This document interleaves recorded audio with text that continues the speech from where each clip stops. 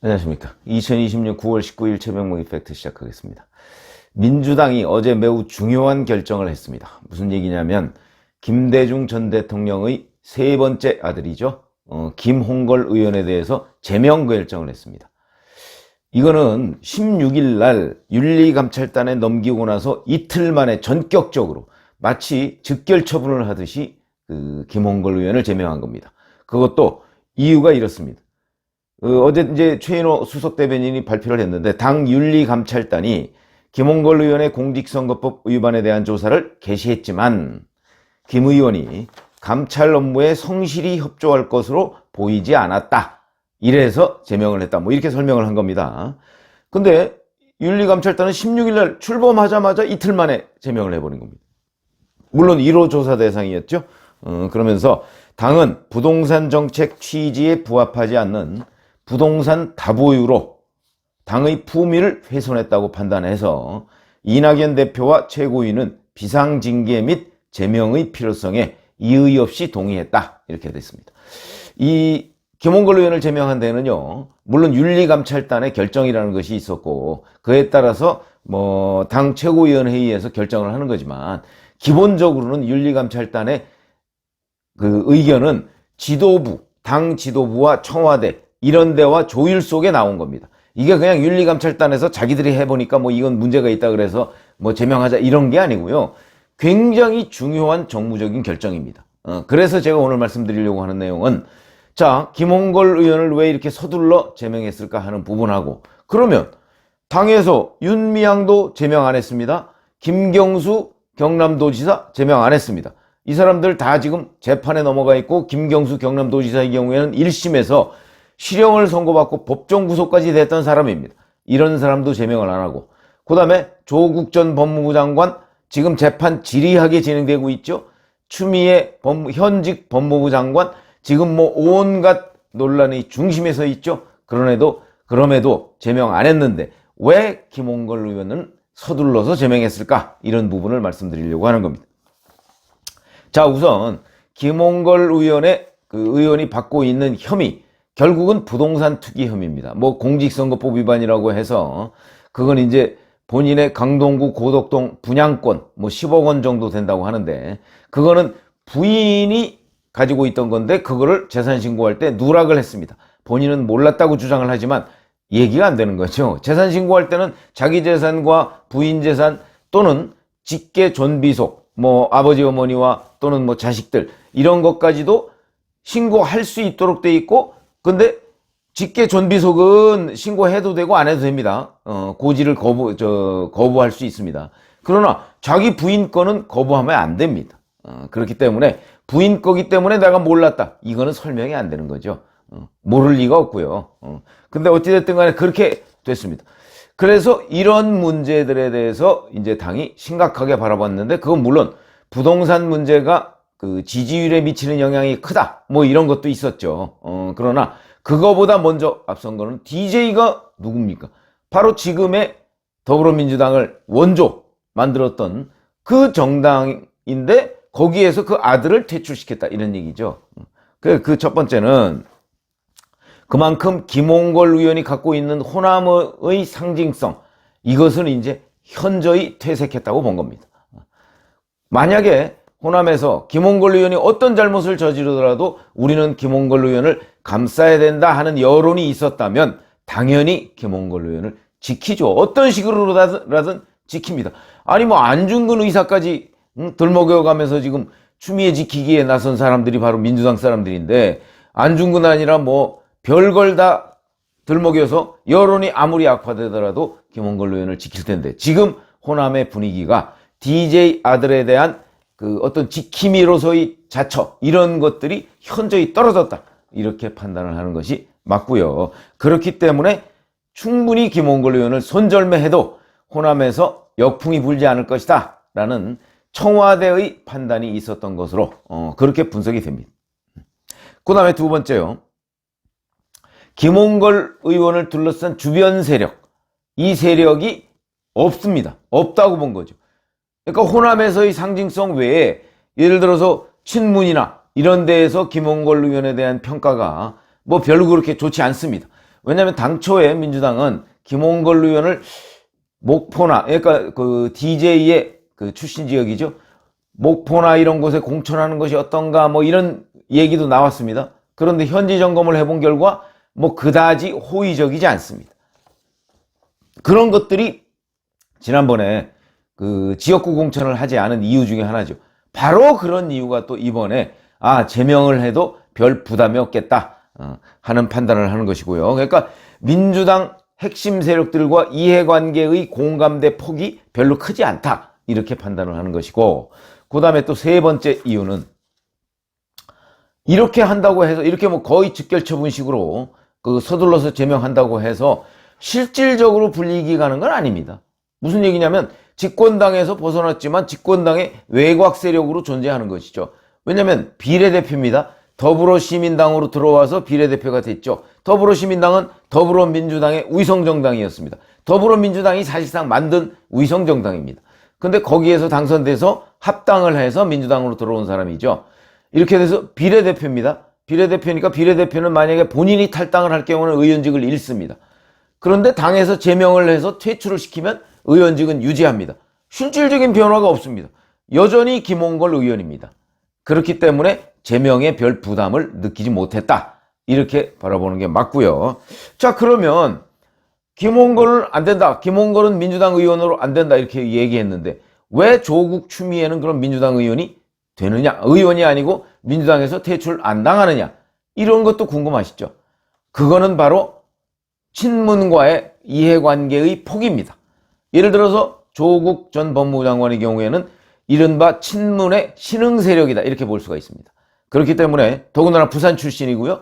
여기다가 그런 이유 때문에 어떤 차기 대선, 대권 관련한 기대주의이기도 했습니다. 일각에서는 조국을 무죄로 만들어서 이렇게 됐음에도 불구하고 무죄로 만들어서 여전히 차기 출마군의 하나로 보유하고자 한다. 뭐 이런 의도도 있는데 저는 뭐 이제는 그렇게 되기까지에는 조국 전 장관에 대한 그 평가가 너무 낮아졌습니다.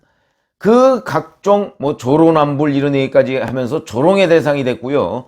그래서 조국에 대한 그 어떤 적극적인 지지세는 적극적인 친문 외에는 거의 없어진 중도층을 확보할 수 없는 상태가 돼버렸기 때문에 저는 조국 카드는 버릴 수밖에 없다. 이렇게 되는데 다만 완전히 민주당과 절연은 하지 않으려고 하는 겁니다.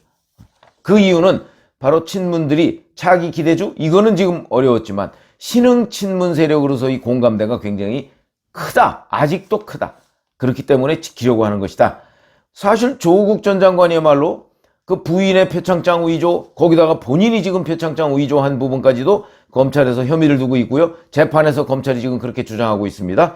거기다가 사모펀드 투자 그 많은 조적조 조국의 적은 조국이다. 조국이 해놓은 여러 가지 말들을 본인이 정면으로 전부 다 짓밟고 있는 그런 사실이 하나둘씩 다 드러났죠 이제. 그리고 재판에서도 아직도 몇몇 드러나야 될 것들이 남아 있습니다. 그럼에도 불구하고 조국을 완전히 버리지는 않고 있습니다. 이런 것들은 바로 신흥 친문 세력이기 때문이다 하는 것이고요. 사실 범죄 혐의로 보면 조국 전 법무부 장관이 훨씬 악성입니다. 공정, 정의 뭐 이런 거를 외쳤던 사람이 공정과 정의를 짓밟는데 앞장섰던 거 아니겠습니까? 본인과 부인, 아들, 딸 이런 사람들이 그걸 짓밟는데 앞장섰기 때문에 만약에 차기에 민주당이 정권을 놓친다면 조국 전 법무부 장관 주변에 대한 수사는 다시 진행될 수밖에 없다. 제가 말씀드렸죠? 바로 조국 전 장관의 아들, 정경심 교수의 아들이기도 하지만 그 사람이 뭐 서울대 신모 교수한테 부탁해서 뭐 서울대 입시뿐만 아니고 연세대 합격하는 데도 도움을 받았다. 그게 며칠 전 최강욱 열린민주당 대표 재판에서 드러났는데 그런 것도 입시 부정과 관련해서 굉장히 중요한 범죄 혐의입니다. 그 신모 교수가 연세대 교수한테 부탁했다고 인정을 했으니까 부탁한 부분이 합격에 결정적으로 영향을 미쳤느냐 미치지 않았느냐 이런 부분도 사실 수사 대상인데 거기에 수사가 이루어지지 않았습니다. 이런 부분을 비롯해서 조국 전 법무부 장관에 대해서 아직도 감춰진 많은 범죄 혐의가 있는데 그럼에도 불구하고 조국은 여전히 지키려고 하고 있다. 민주당이. 그 이유가 바로 친문 신흥 세력이기 때문이다. 이런 것이고요. 그 다음에 그럼 추미애 전 법무부 장관은 현 법무부 장관은 왜 그렇게 지키려고 하느냐? 추미애 법무부 장관 잘 아시지만 노무현 대통령 탄핵 당시에 민주당을 이끌면서 찬성했습니다. 그러니까 친문 세력으로 보면 적입니다. 적. 그럼에도 불구하고 추미애 법무부 장관을 법무부 장관으로 임명을 했고, 문재인 대통령은. 그러면서 지금 꿋꿋하게 지키려고 하고 있습니다. 이거는 바로 투항한 친문이라고 생각하기 때문이고, 문재인 대통령이 추구하고 있는 이른바 검찰개혁이라고 하는 그 코드에 맞기 때문에 추미애를 지켜야 된다. 추미애가 누구든지 간에. 이렇게 생각을 하는 것이라는 거죠. 그래서 추미애는 지키려고 한다. 사실 추미애 법무부 장관이 벌이고 있는 여러 가지의 그 무리수, 자기 방어, 뭐 이런 것들도요, 이게 바로 Ministry of Justice라는 법무부 장관, Justice라고 하는 법무부 장관의 원래의 그 어떤 존립 기반이죠. 이걸 송두리째 무너뜨렸던 거 아닙니까? 그럼에도 불구하고 추미애를 지키려고 하는 것은 바로 투항한 친문으로서 검찰개혁 등 이런 당장의 눈앞의 이익, 검찰개혁을 꼭 하겠다는 게 아니고 그런 구호성 그 어떤 정치 캐치프레이즈 이런 데에 적합하다. 거기다가 본인이 어마어마한 무리수를 둬가면서 지금 친문과 동일시해가는 그런 전략을 추미애 장관이 쓰고 있습니다. 이 부분이 주요했다. 이렇게 판단을 할 수가 있는 것이죠. 그리고 그렇기 때문에 친문도 추미애 법무부 장관과 과거에 악연이 있지만 그럼에도 불구하고 이 사람과 같이 가는 것이 우리한테 유리하다. 그러니까 국제정치에서 영원한 적도 영원한 우방도 없다 이런 얘기하죠. 그거와 마찬가지로 국내 정치에서도 영원한 적, 영원한 친구 없습니다. 그러니까 자기들 눈앞에 이익이 되면 일단 취하고 보는 것이죠. 그 관점에서 추미애 법무부 장관도 지금 그 민주당이 선을 긋지 않고 지키려고 하고 있다. 이렇게 평가할 수가 있겠고요. 아들 휴가 미복귀 의혹 같은 거 이거 어찌 보면 김홍걸 의원이 2016년에 강남 서초 아파트 3채 사들인 거 이거보다 국가에 끼치는 해악은 훨씬 더 큽니다. 이거는 가치의 문제이기 때문에. 그럼에도 김홍걸은 버리고 추미애는 지금 지키려고 하고 있는 이유는 바로 자기들의 어떤 코드, 친문 세력의 전체적인 분위기 이런 것들하고 아주 밀접한 관련이 있다 하는 것이고요. 이뿐만 아니고 윤미향 의원 재판에 넘어갔는데도 불구하고 제명 안 했습니다. 이런 부분. 그 다음에 김경수 경남도지사도 마찬가지고요. 이런 부분은 역시 친문 또는 그 사람 주변을 감싸고 있는 세력이 크다라고 판단하면 민주당은 그 사람과 선긋기를 할 수가 없는 것이고요. 그렇지 않고 그 주변에 주변 세력, 그 사람을 떠받치고 있는 주변 세력이 별로 크지 않다, 공고하지 않다고 본다면 과감하게 버렸다. 그 버리는 케이스로 바로 김홍걸 의원이 지금 해당이 되고요. 이상직 의원 이스타항공 거기도 지금 이 윤리감찰단 여기에 올라가 있습니다.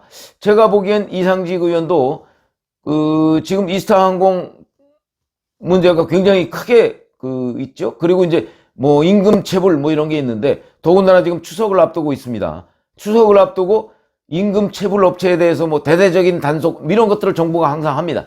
그렇기 때문에 제가 보건대는 아마도 이상직 의원도, 근데 이상직 의원은 지역구입니다. 이상직 의원도 퇴출 케이스를 밟지 않을까. 왜냐면 추석을 앞두고 임금 체불로 해서 이스타항공은 지금 사실상 망했는데 이렇게 되면 이 범죄 혐의와 민주당이 손을 뚜렷하게 긋지 않으면 이 또한 대단한 악재가 될 것이다. 이런 의미에서 본다면 더군다나 이상직 의원을 퇴출시키고 제명하거나 당에서 출당시키고 하는 데에 대한 부담도 별로 없습니다. 어차피 호남인데 거기에 만약에 지금 퇴출한다고 그래서 그 사람이 의원직을 내놓을 것 같진 않은데 아마도 의원직을 내놓으라 이렇게 할 가능성도 굉장히 높습니다. 그런 압박을 할 가능성도. 거기는 어차피 보궐선거 해도 또다시 민주당이 될 것이기 때문에 그런 의미에서는 별 부담을 느끼지 않을 것이다. 그래서 오늘은 제가 누구는 버리고 누구는 지키고 하는 그런 기준에 대해서 말씀을 드렸습니다. 감사합니다.